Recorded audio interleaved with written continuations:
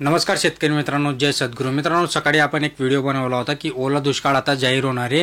हिंगोली, नांदेड, परभणी या सर्व जिल्ह्यांमध्ये आता अंतिम जी काही आणेवारी आहे, पैसेवारी आहे ती जाहीर होताना आपल्याला दिसत आहे. आणि आत्ता करंटली नांदेड जिल्ह्याची अंतिम आणेवारी जाहीर करण्यात आली आहे. आता या आणेवारीनंतर शेतकऱ्यांना चांगला याच्यात फायदा होऊ शकतो. फायदा काय होऊ शकतो, कारण की 50 पैशापेक्षा ही आणेवारी कमी आली आणि म्हणून त्याच्यानंतर शेतकऱ्यांना काय सवलती याच्यात मिळू शकता ते आपण अगदी थोडक्यात जाणण्याचा प्रयत्न करणार आहोत. त्यामुळे शेवटपर्यंत बघा, नक्कीच तुम्हाला याच्यातनं काहीतरी महत्त्वाचं मिळणार आहे. त्यामुळे अजून चॅनलला सबस्क्राईब केलं नसेल, सबस्क्राईब करून ठेवा, लाईक करायला विसरू नका, जास्तीत जास्त शेअर करा.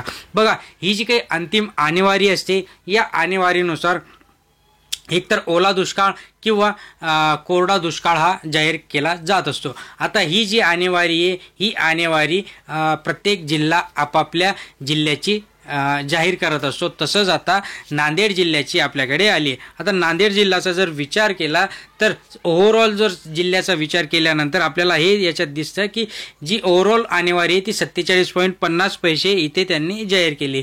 नांदेड जिल्ह्यामध्ये माहूरची जर विचार केला तर 47.5 एवढी अंतिम आणेवारी आहे. नंतर जर विचार केला आपण तर लोहा तालुक्याची 46 आहे. नंतर बिलोलीसाठी 44 पैसे, हदगावसाठी 47 पैसे यांनी आणेवारी जाहीर केलेली आहे जिल्ह्यानुसार. त्याच्यानंतर उमरी, भोकर, मुदखेड, देगलपूर 49 एवढी जाहीर केली आहे. तर अर्धापूरमध्ये 48.33 एवढी त्यांनी आणेवारी जाहीर केली आहे. त्यांच्या ऑफिशियल वेबसाईटवर आपल्याला हे मिळू शकतं.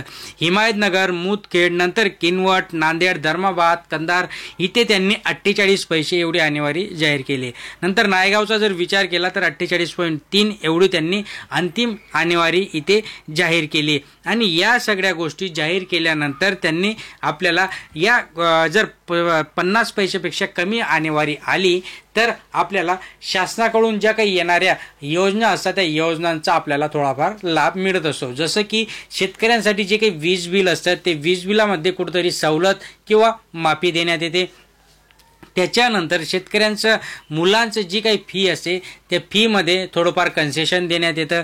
जे काही सगळ्यात महत्त्वाचं म्हणजे पीक कर्ज असतं, पीक कर्जामध्ये इथे शेतकऱ्यांना सूट दिली जाते किंवा ते पुनर्गठित करण्यात येतं. आता पुनर्गठन म्हणजे काय, मागचं आणि मागच्यावर परत अजून शासन त्या शेतकऱ्यांना पीक कर्ज देत असतं, पण ते सुटत नाही, ते परत आपल्याला तिथे फेडावं लागतं. सो या जे काही ओला दुष्काळ किंवा कोरडा दुष्काळ जाहीर झाल्यानंतर, आणेवारी जाहीर झाल्यानंतर ह्या सवलती आपल्या शेतकरी मित्रांना मिळत असतात. सगळ्यात महत्त्वाचं म्हणजे आता आणेवारी जाहीर झाली पण पीक विमा काही मिळत नाही आहे शेतकऱ्यांना.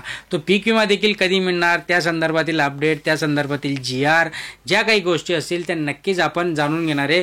तुर्तास एवढाच आपल्याकडे अपडेट होता की नांदेडची आणेवारी आली मित्रांनो, आणि नक्कीच याच्यात तुम्हाला फायदा होणार आहे. अशाच महत्त्वपूर्ण माहितीसाठी सबस्क्राईब करून ठेवा, लाईक करा, शेअर करा. धन्यवाद.